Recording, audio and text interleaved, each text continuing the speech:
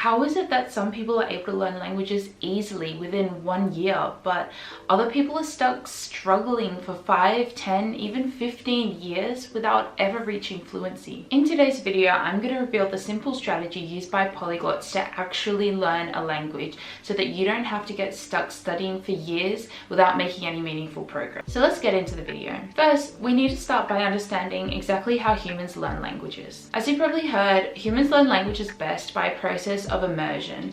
That is, by being constantly surrounded by and exposed to the language. However, if you started watching Russian news and movies for 5 hours a day tomorrow, even after a year, it's unlikely that you'll have made much progress. This is because not all immersion is made equal. If you don't understand any of the content that you're immersing yourself in, it's extremely difficult for you to pick up any of that language. For example, assuming you don't speak Spanish, if I say ven, you're gonna have no idea what I'm talking about. But if I say ven, suddenly you've just learned that the word ven in Spanish means come. This is because learning is only possible when the language you're exposing yourself to is meaningful to you and placed within context. Okay, so how do you achieve this with more complex sentences and ideas? This is where comprehensible input comes into play. The theory of comprehensible input, which was developed by Stephen Krashen, I will link his lectures down in the description below, states that the best way to learn a language is through exposure to language which is just above the language learner's current level of proficiency. He refers to this as I plus 1. In this framework,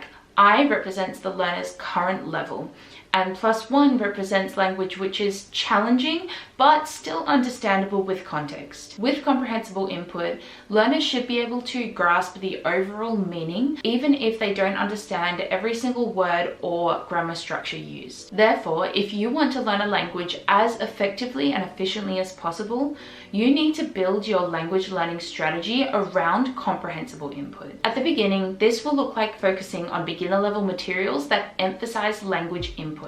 But as you progress in your abilities, you can start incorporating more and more native level content until eventually you get to the point where you're able to understand most native level content at a natural speed without any issues. If I may recommend some resources for each stage, the language learning podcast Pimsleur I have found to be an extremely effective resource for getting comprehensible input at a beginner level. I'm currently using their podcast to learn the Urdu language, and I'm just really blown away by the amount of input they're able to get into their 30-minute lessons while still making it comprehensible for beginners. For more intermediate and advanced level learners, Link is a really great way to start watching and reading native level content without getting overwhelmed. It gives you the ability to tap on a word and instantly get a definition, which effectively gives you a crutch, making more input more comprehensible to you. Finally, the website italki is an absolute staple in my language learning routine and has been for the past 6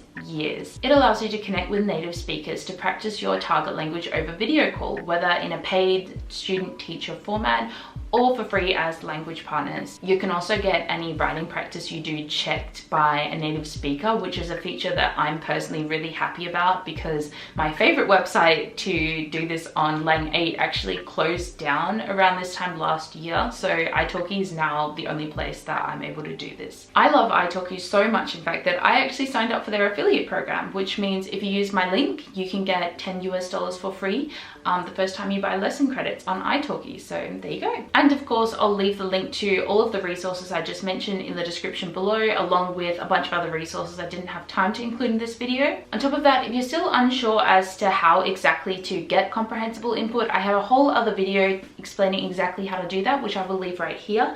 And that's everything. Now, don't forget, if you're really committed to learning a language this time, join our community of language learners by hitting the subscribe button so you'll see every new resource as I post it. Awesome. Thank you so much for watching, and I'll see you in the next one. Bye.